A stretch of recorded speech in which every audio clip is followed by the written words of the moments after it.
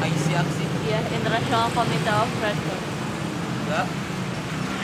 Apa ya? Nggak tahu. Saya pernah dengar sih, cuman kurang tahu detailnya. Oke. Belum tahu itu apa ya? Itu Palang Merah Indonesia. Enggak. International Committee of the Red Cross. Tahu. Itu tuh kata Mas tentang organisasi itu tentang apa? Gak bisa mikir dulu.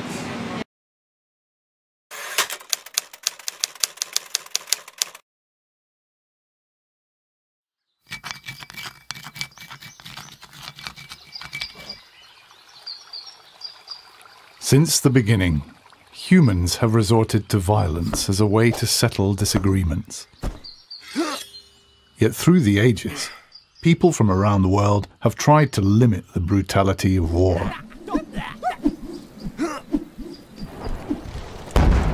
It was this humanitarian spirit that led to the first Geneva Convention of 1864 and to the birth of modern international humanitarian law. Setting the basic limits on how wars can be fought, these universal laws of war protect those not fighting, as well as those no longer able to. To do this, a distinction must always be made between who or what may be attacked and who or what must be spared and protected. Most importantly, civilians can never be targeted. To do so is a war crime.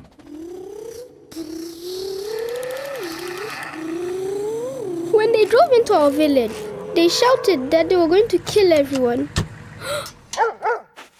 I was so scared. I ran to hide in the bush. I heard my mother screaming. I thought I would never see her again.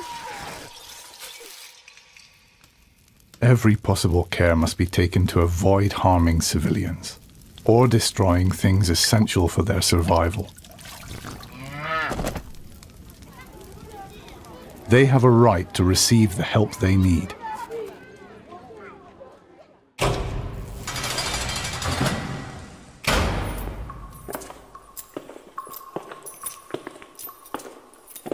The conditions prisoners lived in never used to bother me. People like him were the reason my brother was dead. He was the enemy and was nothing to me. But then I realized that behind bars, he was out of action and no longer a threat to me and my family. The laws of war prohibit torture and other ill treatment of detainees, whatever their past.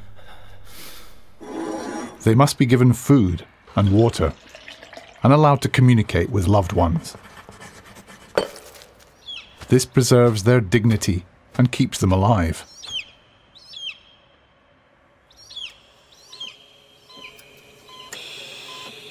Medical workers save lives, sometimes in the most dangerous conditions.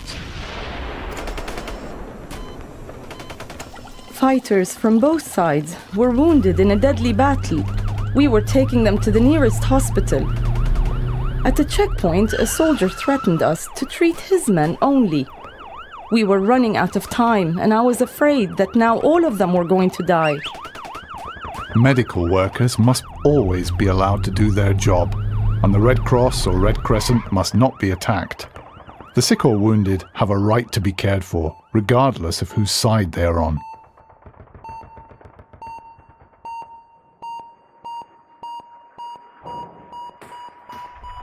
Advances in weapons technology have meant that the rules of war have also had to adapt.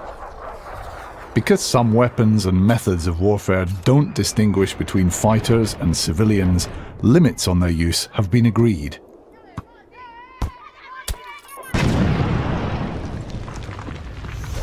In the future, wars may be fought with fully autonomous robots.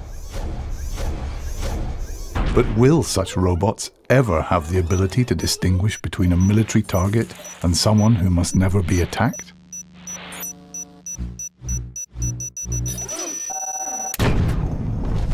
No matter how sophisticated weapons become, it is essential that they are in line with the rules of war.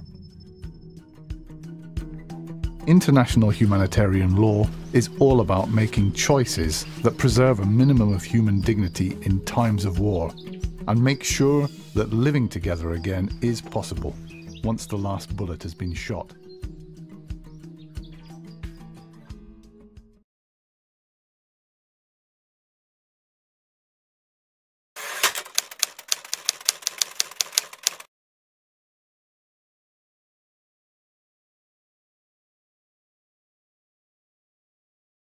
When I tell people I work for the ICRC, they often look at me a bit blankly.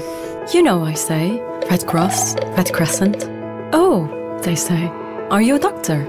No, I tell them, I'm not a doctor. We do have doctors and nurses, although that's just one part of what we do. So what do you do? They ask. Well, have you heard of the Geneva Conventions? Of course, said one guy. But what does it mean in real terms? And I thought for a minute and then I said, it means that whenever there's an armed conflict, we can be there to help. It means that the people who've had to flee their homes because of fighting can have access to clean, drinkable water and food. It means that children who were separated from their families in conflict areas can be reunited with them again. It means that, when visiting detainees, we try to ensure they are kept according to international standards, with dignity and without fear of ill treatment. And how do you do all that? He asked. Well, my more than 13,000 colleagues operate in more than 80 countries around the world. But we don't do it alone. We work together with the national societies of the Red Cross and Red Crescent.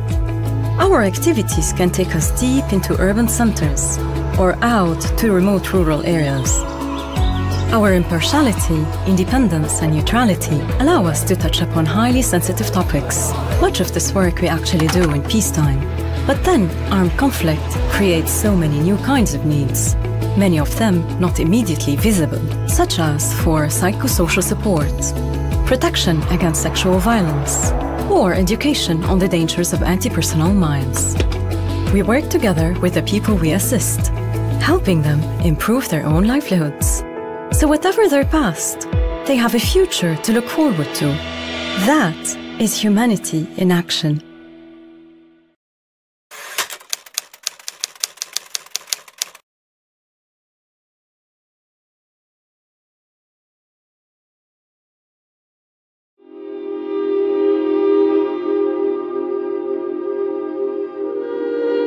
This isn't a story about hate.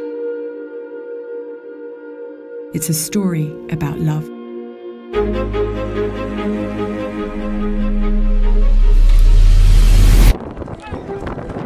In the last 5 years, we've witnessed violence in Syria, South Sudan, Ukraine, Central African Republic, Yemen, and a score of other nations.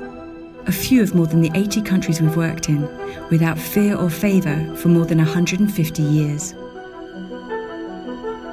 In that time, we've garnered 3 Nobel Peace Prizes, more than any other organisation in history. But this comes with losses. Every year we see colleagues caught up in the crossfire, sometimes killed or kidnapped. Amidst some of the harshest conflicts on Earth, we assist with the basics of life: water, food, shelter. We work with communities to repair central infrastructure, like roads and water systems. We support people to support themselves through small businesses and loans. And we send war surgeons, nurses and doctors to where they're most needed. We do get postage all over. Here in South Sudan, it's in civil war, and the systems are quite broken down, so there's not enough resources to care for the many people who are victims of violence and injuries. So ICRC work here is trying to mitigate that. Today, 65 million people are fleeing conflict, more than any other time in history. For those on the move, we support them on the journey where we can. But for those who don't want to leave their homes, or can't, they remain stuck in besieged cities. Through preference or circumstance, the conditions they face can be dire. لأنه لا بصوبة لا يعني حرامات لا بسفنجات يعني ما عندنا شيء يعني حوشنا. We try to reach people stranded in conflicts and make sure they have what they need.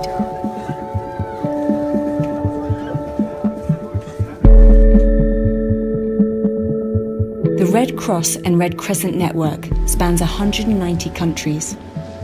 Through this global reach, we help families find those they've lost in the chaos of war. Once we realized the children had no family members with them at all, we collected all the information they could give us about their families. We used the pictures of the children, we used the names of the children and the names of their family members, and this is how we managed to locate their parents, their siblings, and their grandparents.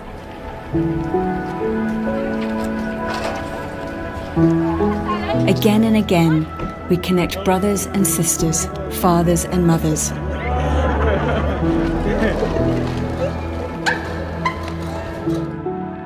When the circumstances aren't so fortunate, our forensic experts work to bring closure and the opportunity for a dignified burial. We care for victims of sexual violence and work to prevent such crimes. Les hommes réagissent en niant cette réalité. Ils disent que ce sont l'affaire des femmes. C'est pour cela que nous allons continuer en tant que volontaires à faire nos sensibilisations pour qu'un jour, toute la communauté puisse être au courant et de savoir que le viol, c'est quoi. Throughout the world, we work to help the most vulnerable people and those who may be overlooked. We care that detainees are treated humanely, no matter what they've done, visiting 1 million detainees in almost 100 countries. Assalamu alaikum. Sa mga tarima po namin, ma'am, 23 inmates po kami, yung iba, nagdadalawa-dalawa na lang po sila. Dito sa sahig po, ma'am, mas marami po yung... From the diplomatic level to the front line, we remind fighters on all sides that wars have limits. Named in the Geneva Conventions as an authority on the laws of war, we work to regulate the use of weapons, the methods of warfare, and to ensure civilians are spared. No matter who they are or what side they're on, we treat the sick and wounded. Being an organization which is very neutral and impartial, that's what we do. So it's spontaneous. You don't even have to think about it. Anybody comes with emergency, you take them in, no question. And in the wake of war, when weapons, bombs and mines are abandoned, we clean up what we can and help those whose lives have been changed by war regain their independence.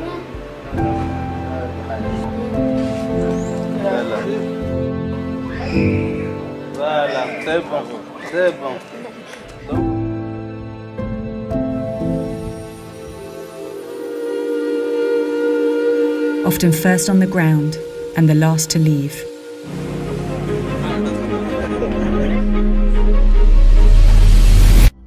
Neutral, impartial, and independent, we are the International Committee of the Red Cross.